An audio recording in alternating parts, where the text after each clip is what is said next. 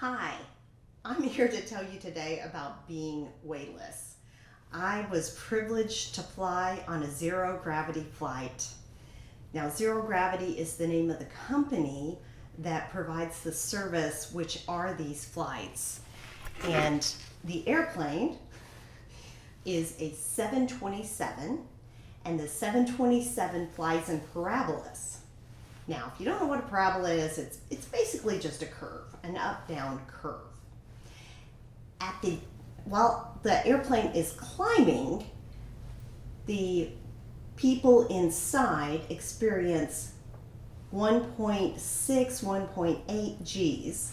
That's approximately 1.5 times the weight of gravity. And so right now you're experiencing 1 G, 1 gravity. Normal gravity. But on the way up, there's extra gravity due to the acceleration of the plane. And so participants, such as myself, were encouraged to lay down and pick one point in the ceiling and concentrate on that one point and not move the head. I was told that moving the head is what causes one to feel sick. And so the plane would climb, and then at the top, we were essentially in the air, and there was nothing below us as the plane dropped. Okay, so we were in the air, and our acceleration and the plane's acceleration were such that we were weightless. It was just a few seconds, approximately 15 to 20 seconds. And what was it like to be weightless for that time? It was different than I expected. Because looking at the pictures, it looks like floating in a bathtub or in a swimming pool. However, if one were to try to swim, as many of us did, there's no water to displace, as there is in a pool. And since there's no water, swimming does nothing. What am I trying to say here? It's like if you were tossed in the air, and those few seconds of being tossed in the air, there's nothing supporting you. There's nothing to push off of. You're simply in the air. That's what it was like. There was nothing to push against. That in comparison, laying in a swimming pool, there's hands pushing up. The water feels like hands supporting my body. In weightlessness, there's no such force pushing up.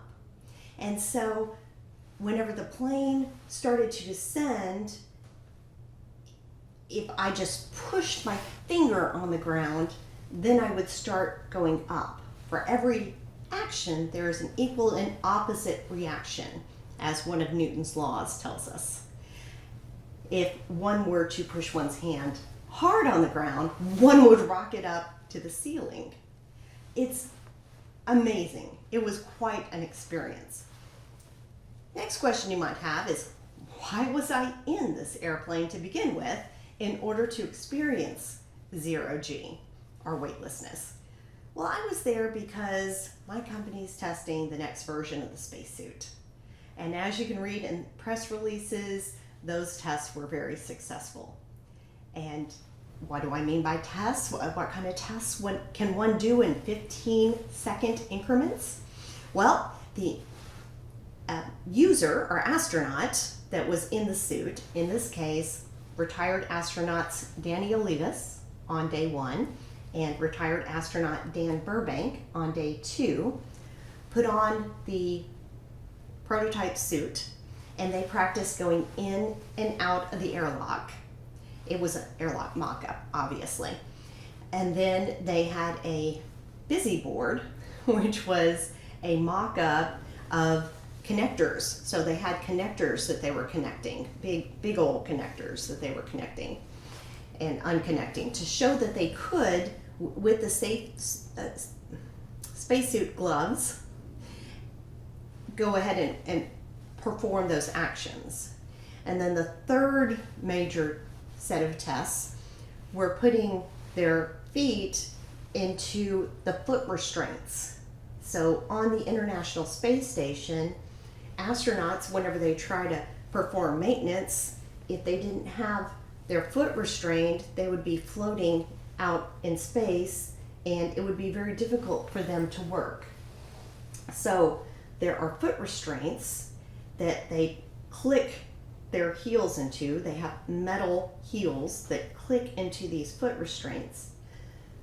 If you could imagine trying to put your feet into a holder without being able to see your heels because of the helmet, because of the suit, you can imagine that it's very difficult, especially in weightlessness, trying to put one's feet, there's little toe caps, they put their feet under the toe caps and then they twist their foot in. And that's very difficult to do. However, the prototype suit successfully passed all the testing. So I'm very proud of the team. I'm very proud of the fact that I was able to be on this flight and observe those tests.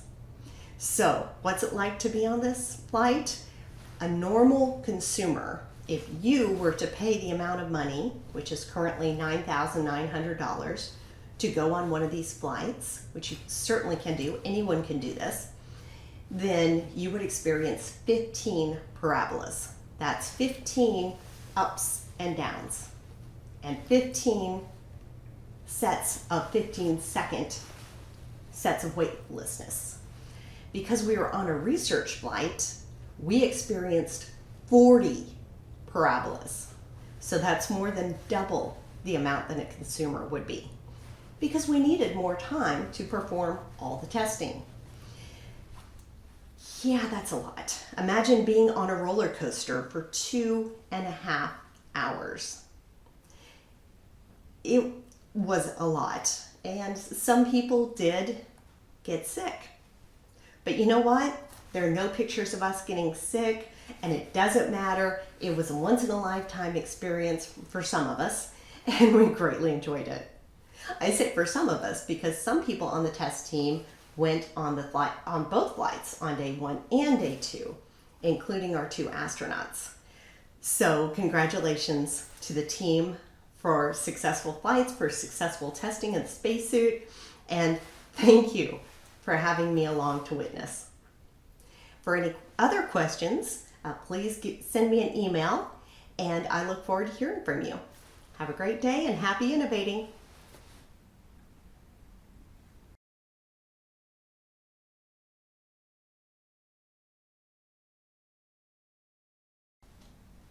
Oh, one more thing. It's an old NASA tradition that when you get on the flight, you have your name tag upside down to show it's your first time on the airplane. And then after the flight, you turn your name tag right side up. Why? Again, tradition. NASA has a lot of those little traditions. But isn't that fun? So if you see somebody on a 0G flight with their name tag upside down, that just means they're a newbie. And if I ever get on that flight again, I get to wear my name tag right side up.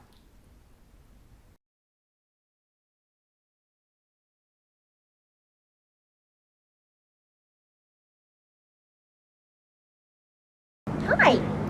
Hi, I'm Jules Strawberry, and I'm here with my new friend Brennan.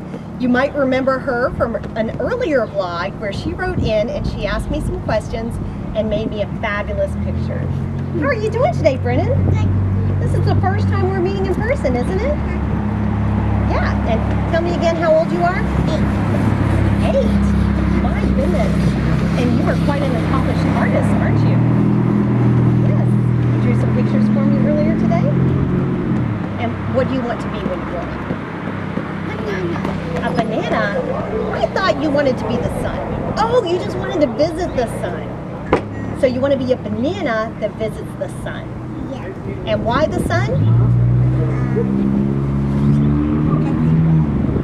Oh, I thought you didn't like things that were red. Yeah, I did. Oh, just not strawberries or tomatoes. Okay. Or apples. Or cherries.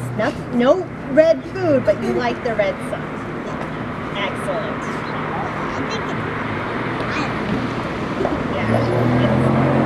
All those. So what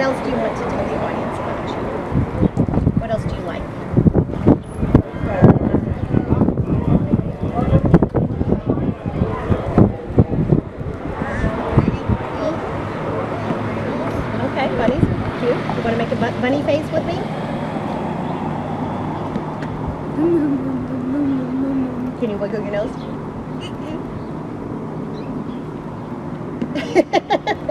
Okay, well, thank you for joining me. It was so nice to meet you in person.